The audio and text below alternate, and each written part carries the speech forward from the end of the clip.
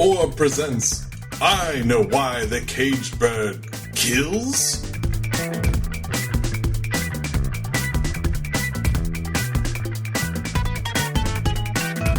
This is Gary Butterfield. This is Cole Rouse. And we finally made it out of the wilderness. We're no longer at state dinner. Nope. And what's this on the ground? It's a magic murder bag. Yeah, we bought a ticket to the world. Now we're back. This is a banger. This is good. To me, not Fallen Arch is good. Right, right. House of Mummy's good. Mm-hmm. A couple little regrettable Gay Panic 2000s-isms. Oh, yeah. But in general, a very fun episode to me. Yeah, it is hitting kind of this sweet spot of very good jokes. You got some good lore in there, and also the fact that this is just a real fucking mess of an episode. Oh yeah. But not in a bad way. Like there's an Oni. There's an Oni they forget about halfway through. But it is the kind of mess that it's somebody who trips and then just kind of turns that into a really cool tumbling routine as they try and keep these disparate elements in motion and trying to join them. It's a beautiful mess. Yes. Beautiful and just, I think, very, very funny. Yes.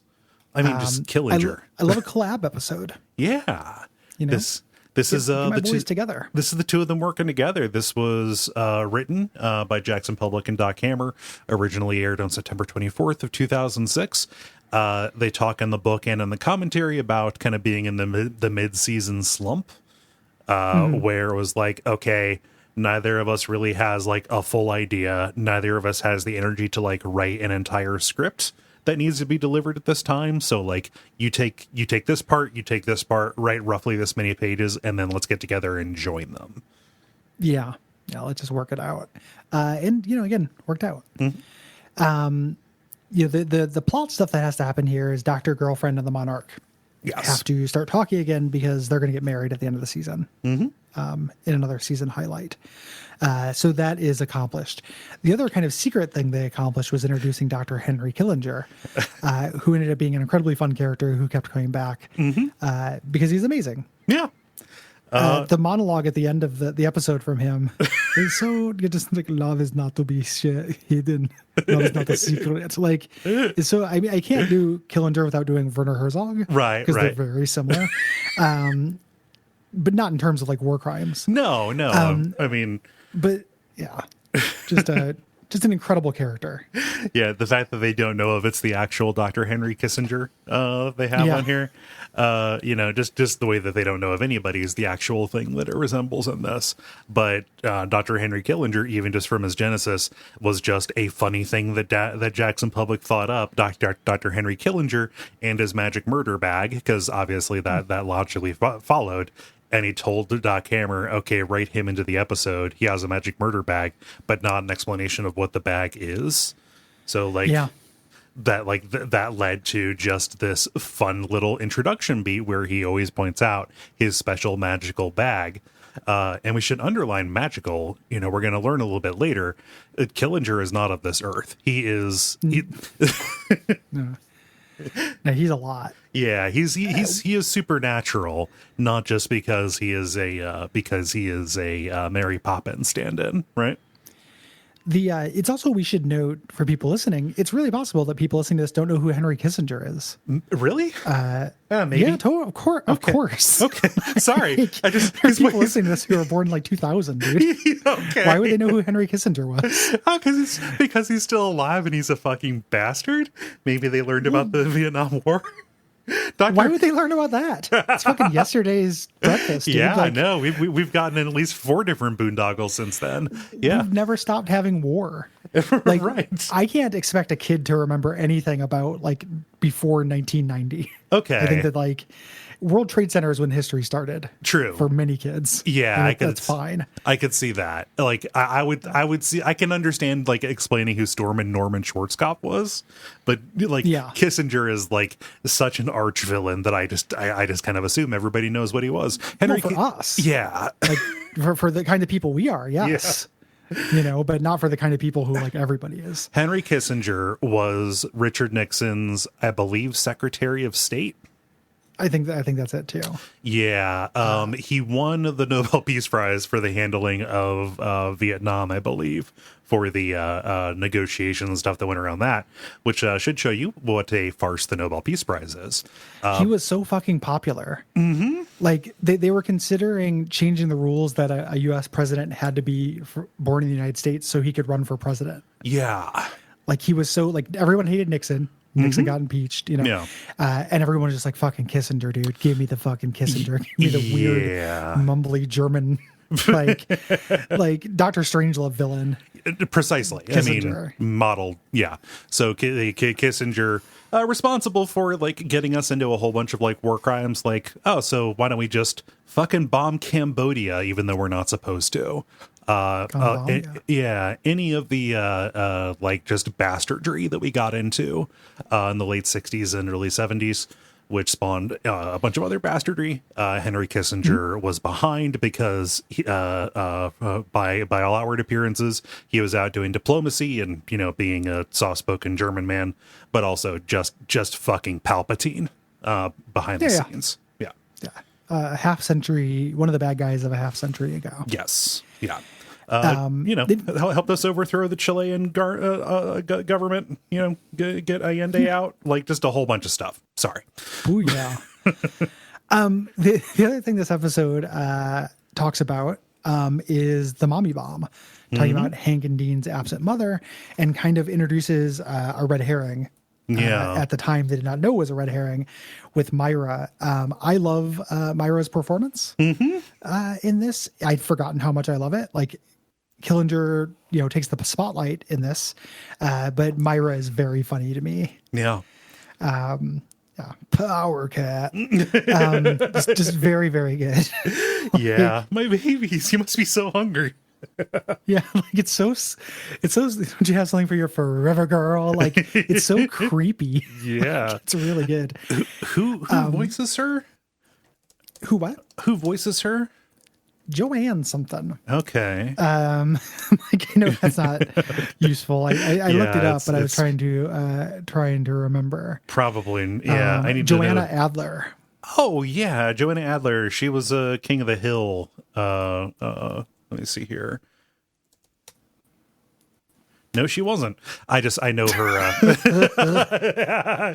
No. Yeah. She's in the Tick. Yeah. She's part of the crew. Mm-hmm. Yeah. Just television and voice actress kind of person. Yeah. Whoops. Yeah. Very funny though. Mm-hmm. In this, they also in the commentary talk about the inspiration for Sergeant Hatred, who gets his unfortunate piece of lore in this episode. Yes. Where they're at a coffee shop and they saw this very clearly ex-military guy, because they'd always been using the name, but they saw this ex-military guy looking at foot pornography in the coffee shop near some teenage girls, and the commentary of it was very like, I wish they just made Sergeant Hatred a foot fetishist. Yes, that would have been good. Yeah, like not that kink shaming is like in general good, but like, would have avoided a lot of these pedophilia jokes. Mm-hmm. The part in the commentary where they're riffing on that dude and just like he's talking about like getting a wife who turns him around, is some of the funniest Sergeant Hatred stuff. She got me off carbs. she got me on almond milk. It's just like it's very funny to me. The way that they said it, they were just both in this coffee shop. One of them noticed this and, hey, did you know Sergeant Hatred over there? Yeah. And then to find out he's looking at foot porn. Yeah. Man, public porn as a thing. Like as somebody who has like worked in a library before, it's such a fucking trip. Yeah. Yeah. It would be very it would be very difficult for me. My overriding instinct would be to like use a garden hose and spray people who started jerking off at the and that's probably problematic, but that's my reflex. If I see somebody furtively masturbating, I would want to spray them with a garden hose. I just don't consent to seeing it. No, like that's the thing. Is like you're involving me in your shtick. Yeah, like you're doing this either out of convenience or necessity. Like you don't have access to a computer, which I'm sympathetic to. Yeah, but that doesn't mean that I have to watch you masturbate or be involved in your sex life. No, please don't. Yeah. No, thank you. It's like when I was on the bus reading Berserk and somebody looked over my shoulder and saw the naked flying children. Yeah. Oof. Like the series is like really cool demons and then lots of naked babies. Yeah. You Yeah. know, so Just if iffy in public, but yeah, the commentary was fun because like they even I forget we don't get Princess Tiny Feet in this season, right? No, we do this season. She shows up at the wedding. Yes. Okay. Yeah. So the fact that they had like during this commentary started spinning out the lore for Sergeant Hatred was very fun. Yeah. It's fun to hear that stuff like get developed on the fly. So let's get into it. We start with a extremely cold open. Just very little to do with the rest of the episode, where the Monarch's cocoon arrives at an accounting firm, does this incredibly flashy entrance looking for Dr. Venture, and it turns out they have the wrong address. Yes. So this is demonstrating what a shambles the Monarch's operation is without Dr. Girlfriend there to actually be competent. So as they start loading out, I love this. The Monarch just starts instructing them, okay, make sure you grab staples, paper clips. You always need copy paper. Turn it into a villainy act. Yep. Just stealing office supplies. And of course, getting the security tape so you can put it up as your sizzle reel on your website. Yeah, a minty fresh QuickTime on his homepage. Yeah. Which used to exist. Yep. You can still find like a Wayback Machine version of the Monarch's homepage. So we cut over to Dr. Orpheus loving on his kitty Simba. Rusty comes in and he's just like, oh, been to Japan? And he's like, how did you know? It turns out he's haunted by an Oni that only Dr. O can see. Yes. This like Japanese ogre demon ghost. Yeah. Just a big head floating behind Rusty, menacing him, right? Brock said it was just the diet pills. So. Yeah. Almost last appearance of pills. Maybe. Yeah. Like we're really shaking off the pills. Not last, but right. Like we have like 3 pills appearances this season. Dr. O is like, this usually happens when you despoil something, did you pee in somebody's Zen garden, etc. Grabbing some golden tongs, and the Oni just screams and runs away and can drag Rusty yes through the room, which is cute. They are attached by the gossamer silver cord across the astral plane. I just love that he has these Tempest tongs that usually do the trick for this kind of thing. So he has Very Doctor Strange. So he has to go and consult with his higher power, which we're going to get a very brief appearance with the Master. Who has set up, but memorable. Yeah, he set up a very elaborate scene to demonstrate why Dr. O shouldn't bite off more than he can chew. Which isn't the lesson that he should be learning or anything. The Master is such a shitbag. Like, I love that he's like literally just like basically wanted an excuse to do this. He's like, you're going to love this. I'm Catherine the Great's horse. And it's to teach you a lesson about biting off more than you can chew. And so people who don't know this, the urban legend is that Catherine the Great was fucked by her horse. The real thing is that she was probably fucked by a lot of Cossacks who are called horsemen colloquially around there. So it is probably like a mistranslation there. But here it's literal. Yeah. And he brings out his partially lovely assistant, Miss Manyface, to show. And there's a great like ad lib where he's like, don't wince. Just like so horrible, this like horse fucking scene that takes like 2 seconds and doesn't teach us anything. It's just the Master being a dick. Right. So that's going to be a dry well if we're looking for advice on how to deal with the Oni. Fortunately, the Oni is out of the story pretty much at this point. Yeah, it's like a cold Oni. Yeah, like I've heard of cold open, but we go back to the cocoon. 21 and 24 have done the analysis. We've gone over it. Why did we suck? How can we suck less? And they need better weaponry. So 21 pitches the pedo blade, which is just figure skates. Yeah. A blade on not a skinny arm, but a strong muscular leg. Yeah. And 24 goes and like kicks a dummy with the figure skate, but gets caught and ends up swinging, hanging upside down from it. It's like, like a real figure skate would be. Did you know that the girl Wolverine has claws on her feet like that? I mean, sounds like the dumbest shit. I know the girl. You mean X-23? Yeah. No, I mean I know that she had claws, claws on her feet, but I didn't know it was like figure skates. Well, I mean they're not like figure skates. It just I can imagine her getting caught up on shit as well. Right. And claws on your feet is a dumb idea. Probably. Like what? And Logan, they say like, oh yeah, it's like the the female cat would have, but all cats have the back claws that they use to rake things. It's weird. Yeah. I don't know. It's not a lady cat thing. And it's specifically for like killing toys. Yeah. Or my arms. Yeah. Yeah. 4 arms, shape of a nice big juicy fish.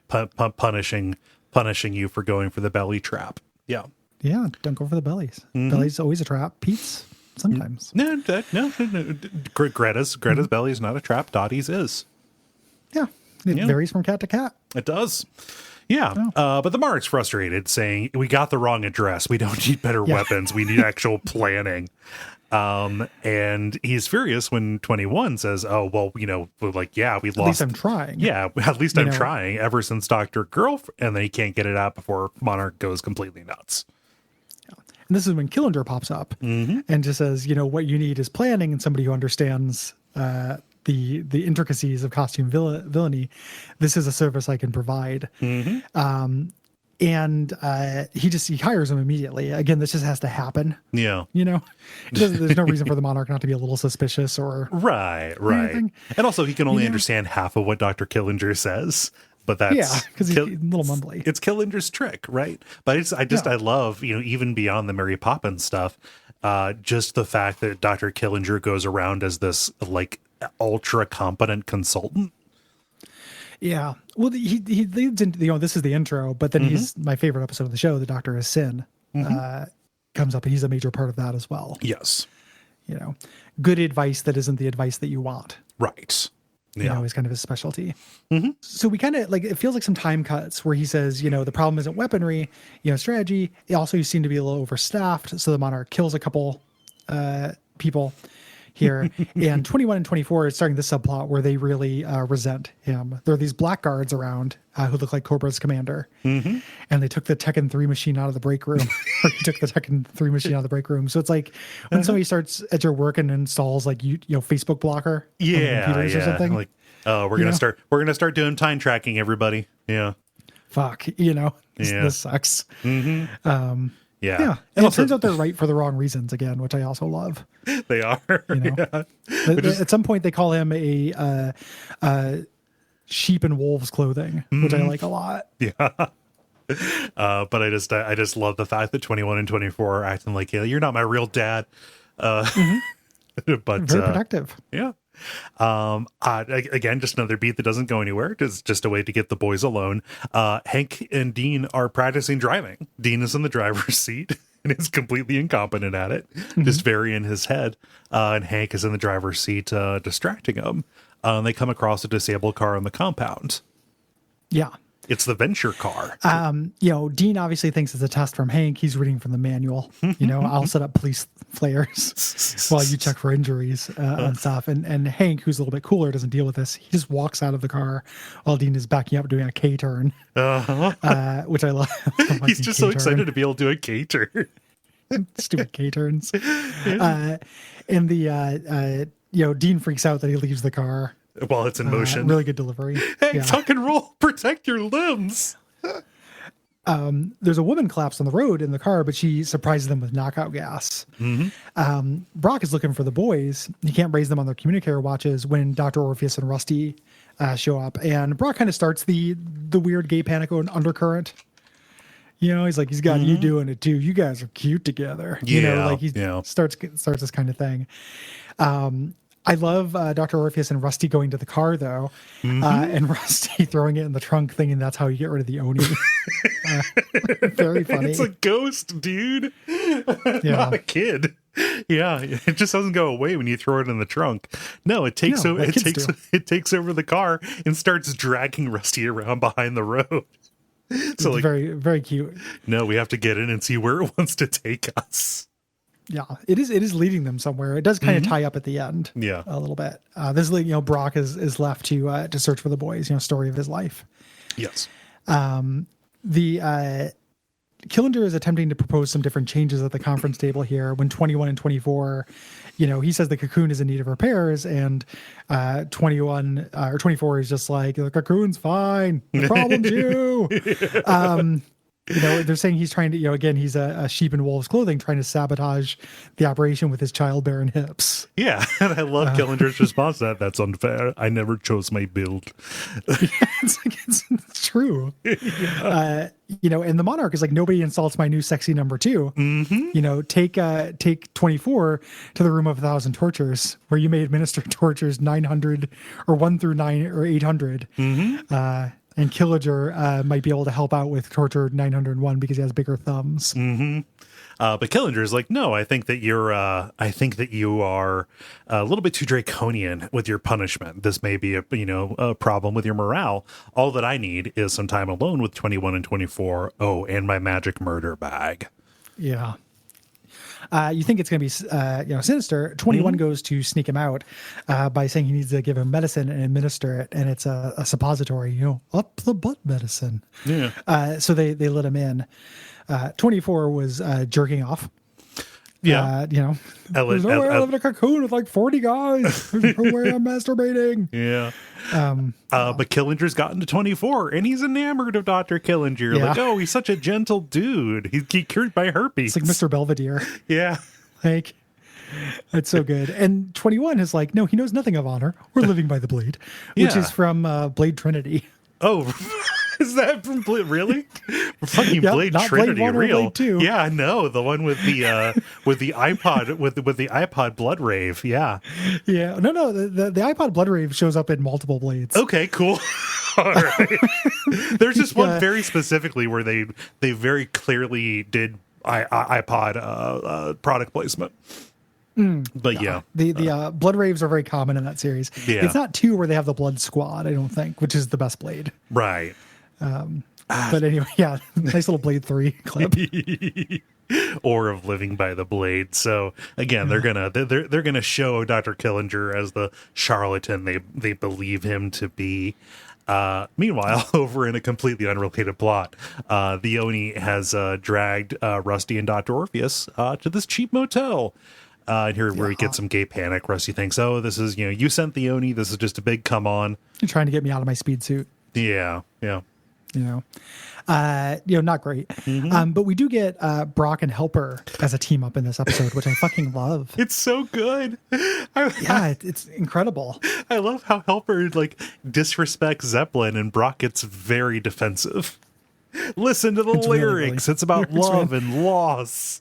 Well, yeah, and hobbits, but it's a metaphor. I love it. It's so incredible. Yeah, you never see Brock on the defensive about anything. Like he's just very confident about it. But there's something about this robot just being a snob about his music that turns him into us. I guess I don't know.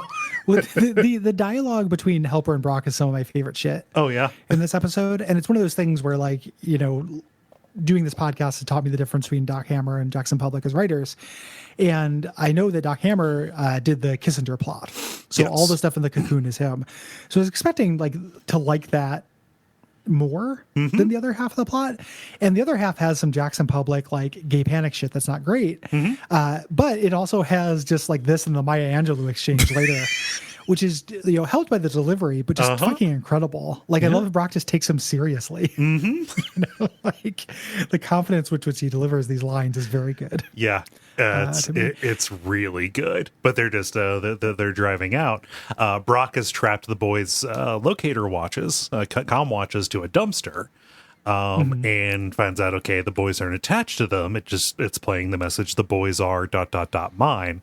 He says, oh crap, Myra's back, as he sees that the watches are hooked to some C4, and it blows up, throwing him clear. We get our commercial. Yes. Here.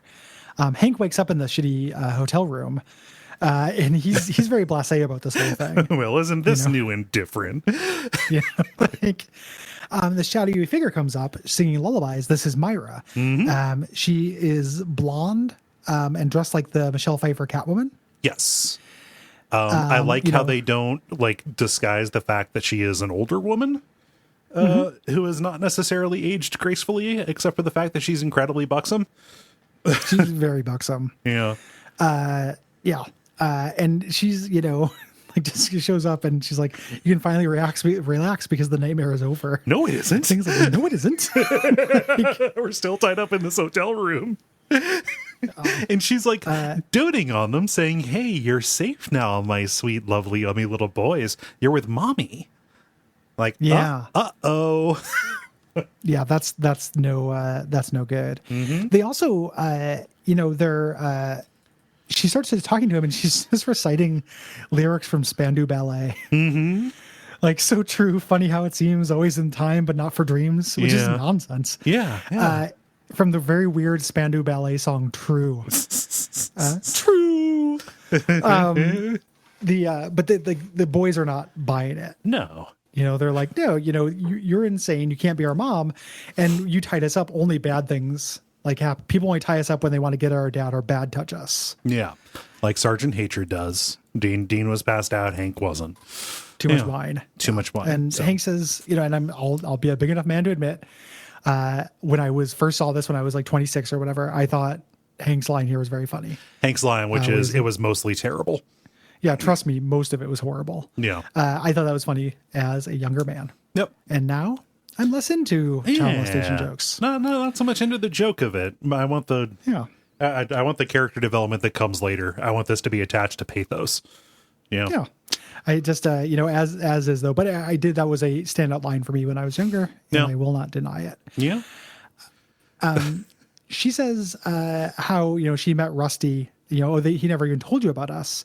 It was her first job out of the academy, and she starts quoting the bodyguard. This is so good. Like everything about this. She's like, at first they're just subtle glances and ironic innuendo. She just like grabs a test tube and starts sucking it off. And all these weird little details, like showing her fighting an old version of the Monarch, showing Rusty presenting a Mercury dressed up as the Roman god Mercury. Yeah, well, introducing the venture car that Myra drives around. Yeah. And then he's like, eventually one thing led to another, and they show the sex scene. And again, this is me being a fucking child, but just like, like her just like grunting, like really, really aggressive, angry sex is very funny to me. Well, it's funny because she was the first Brock. As Brock She's was off doing, Brock. as Brock was off doing his army stuff. After the events of past tense, right? Like, oh, your dad's dead. Oh, Rusty needed protection, so here comes Myra. Yeah, Myra. Yeah. Yep. And the kids are grossed out because she's talking about just power fucking. Yeah, she's describing it in detail. Yeah, it was not ooky. We come back to the hotel. Dr. O has brought in snacks and ice and mercurochrome for Rusty's wounds. Yeah. Rusty apologizes for his gay panic nonsense. Yeah. And then they do a weird thing again that just always feels like a part of male culture I missed out on. Yeah, no, we've talked about this on Abject Suffering. Nobody ever like. There's never communal porn. Yeah, I just don't understand. Like, do you want to go halvesies on a skin flick?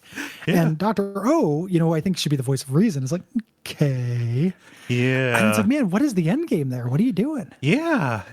Are you gonna? Is one of you gonna go into the bathroom? Like, are both of you going to go to the bathroom? Like, are you gonna bring out a tasteful room divider? Yeah. Do you when you go to the bathroom, and then how do you know when the other one's done? And then when you come out, do you talk about the experience? Like, why on earth is this a social event? Yeah. And I know that I've heard people talk about it. This isn't just a thing in media. It's fucking wild to me. Like, was that good for you? Yeah, it was pretty cool. I do it all the time. Like, yeah, it feels really good. That's why I do it. Yeah. Like, I don't want to talk about it though, you fucking weirdo.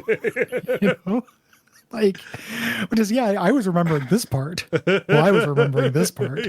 Next time I get to keep watching it during the session. Like, I don't fucking understand it. I'd have to say the highlight for me was the sex. Yeah, I was more into the plot. I think that I really wanted to know whether he ever got that TV repaired and if she ever helped him out with his big problem. It makes it like, I don't know. I know this has been a theme for like the last month on the show, but like people being fucking weird about sex stuff in media has been driving me nuts lately. Yeah. And it's, but I love the delivery on the K. Yeah, that's very good. Like within, He's done that. within That's it. From his first appearance, he did a K. Yeah, like that. but just in that one syllable, you can kind of hear him going on a little bit of a journey where he's like, no, maybe, okay. Okay. Hotels are for watching guys' grocery games. Yes. We go. 21 walks in on Dr. Killinger, and we get a kind of an appearance of his like superhero toys while the Killinger's sleeping, and uses Spider-Man web shooters that shoot silly string on the magic murder bag. Yes. Killinger notices that he's silly stringed his magic murder bag. And calls in the blackguards. 21 says, "Oh, semper Tyrannosaurus Rex." I love the correction. Like, he's not even being a jerk about it. He says, "It's sic semper Tyrannus. You said always faithful, terrible lizard." And he goes, "Cool." He's kind of into it. The blackguard walks him away, but when they speak, he's like, "Oh, you don't want to do this. When I get stressed, I get wicked gassy." And turns out this is 24. Yes. He's 24 is now one of the blackguards. But he's just going to take 21 back to his room, and 21 attempts to hypnotize him. He still thinks he's a pod person. And he trips as he tries to run away, falls directly onto his cell phone. I'm always going to like that. The Wayne's World joke, like, ow, I fell right on my keys. He's like, it's very real. Yeah. Even though now you'd be more worried about breaking the phone. Yes. Yeah. Since they're so flimsy. So 21 is run off. He's got to find the only person who can fix this, which is going to be Dr. Girlfriend. And he is just a complete motor mouth, running off on her. She's dressed up in her Queen Etheria costume, and she just lost her patience with him. Yeah, he's fucking obnoxious, and he's clearly like horned. Yes. He's nervous talking to her this whole time. While this is happening, Helper has rescued Brock, and they're flying around. Again, just like, you're not much in a fight, but you're great for reconnaissance. He takes him seriously. Yeah. And he's like, yeah, I thought she was dead too, but some crazy people don't stay locked up. But if she gets the boys again, I'm gonna put her down for good. And then Helper, again, one of these things that probably didn't work on the page, but it works beautifully on the screen. Helper just like beeps for a very long time. Brock just listens. It's like, oh, is that Shel Silverstein? What was that, Shel Silverstein? Yeah. It's like, no, okay, Maya Angelou. Okay, I wasn't aware of that one. Yeah, I didn't think Maya Angelou was talking about Myra. Just really good. Yeah. I absolutely love it. Yeah. We get to Dr. Girlfriend and 21 in the thing. This is also, again, just a weird sexist thing where 21 accidentally cops a feel. Yeah. No accident. He just grabs her breast against her will in this weird, kid way. And they get to the alarm beams. This is also where he says he's always been clumsy. He's like, oh, yeah, I killed Mr. Mosley Mittens. Yeah, or like I passed out and fell on Mr. Mosley Mittens, who we're not going to see for like 2 more seasons. Yeah, eventually we do get to learn more about Mr. Mosley Mittens. What a great name for a cat. It's a good name for a cat. Yeah, I love it. I'm way into this joke. Dr. Girlfriend, sprays perfume on these alarm beams. She designed them. Like, she's very competent. Yeah. And does this this ballet, this intricate dance to avoid them from the movie Entrapment. Yeah, she entrapments through them. She Zeta Joneses it. And like this and her dealing with the guards is kind of the first demonstration that she is incredibly physically competent. We've only really ever seen her doing administrative stuff before. No, she can kick ass. Like, she actually is, great. Very good at this. 21, not so much. 21 just immediately spreading his arms, getting ready, and just falling straight over. That is a joke that will always work on me. Yeah. That is very funny. I mean, bad on Dr. Girlfriend for expecting him to be able to do that. He's like, look at me. This is the thing that teaches her. She's just like, stay put and do whatever you do. And he says he's falling for her, and he lets out a fart that he's been holding in, which is very relatable. Yeah. Somebody used to go on a lot of dates. Just imagine, it's so funny that people go on these dates where it's very cute and you're learning about each other. It's very romantic. And then both parties just go home and just fart like they've never farted before. It's just universal. Just well, time to let all of that out. That's why I always do my first dates at the squeaky door factory. Yeah, I do it at a duck pond. Quack, quack. Oh no, that's not just the ducks. Oh man. So time jump. It's the next morning. The Oni is ramming the car into the motel wall to wake Rusty. And Myra is still ranting at the boys. They're at the same hotel. If it wasn't very clear before, and we get a little bit more dissonance, let's say, about the time. She says, "Oh, Rusty kept me a secret for 19 years," and the boys are like, "We're 16." Yeah, crazy lady. Of course, it's because they're clones. Yeah. But she does not know that. Right. Necessarily. She's like, "Oh, you've never met your brothers and sisters." And just like 1,000 cats come in. Yeah. Very, very funny. And it's like, "Oh, they're hungry. Oh, you must be hungry." And she starts moving to forcibly breastfeed Hank and Dean, which itself just incredible. is funny and creepy, but also that implies that she's breastfeeding the cats. Yeah. Yeah. Yeah. Which, if you watch Batman 2, if you watch Batman Returns, the Catwoman cat stuff is very weirdly maternal. Yes. In the same way. She gets interrupted because a bell on the wall rings, which is like, this is her hotel. Yep. She is the Myra Inn. She rushes to the front desk where Dr. Orpheus is trying to check out. She sees Rusty in the car and starts beating him up. And there's this great little bit where like Dr. Orpheus wants help, but Rusty's playing the song from the flashback of them, which is the same people who did their fake Led Zeppelin song. It's called Meter Storm. I fucking love this song. It's good. It's really, really good fake like 80s cheese. Like this would be on Emotion in Vice City. It's really, really good. Yeah. But he's just sitting out there, oblivious to the fact that his friend is being beaten up by his stalker. Yeah. So Myra loads Rusty and the boys up in her car, and this is not the first time that it's happened with Rusty. Like he just kind of says, "Dean, tell this lunatic that my lawyer has advised me not to communicate with her." Which Dean just does. Right. He's done. I love his, again, Rusty's trick being like over it when he's like, "Boys, I see you've met Myra." Like, that's my Daisy. So Brock is trying to work out the combat tactics. Like his weapons are still disabled, but maybe you could run around, throw your arms up, and Myra runs him over. Yeah. She sees that Brock is still standing, and this is like a legendary Brock moment. Yeah. Like, he's just like, "Okay, let's do this." And he starts like yoga, like he does like breathing, like Tai Chi facing away from the car as it speeds up behind him.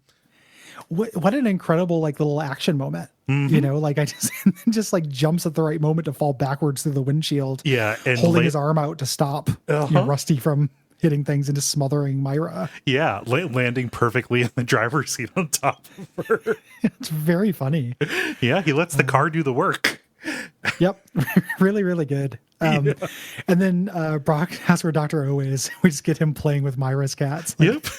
They smell my cat, which is very reliable. Oh, of course. Whenever you goes or relatable, like you go to a place and a cat's all over you. No, whenever I go over to my brother's and I come back, my cats are like, "Ooh, I smell a dog. You got a dog on you." Yeah. I'm like, "Yeah, that's Lily. You can never see her because you would be a snack to her." Yeah. Yeah. Yeah.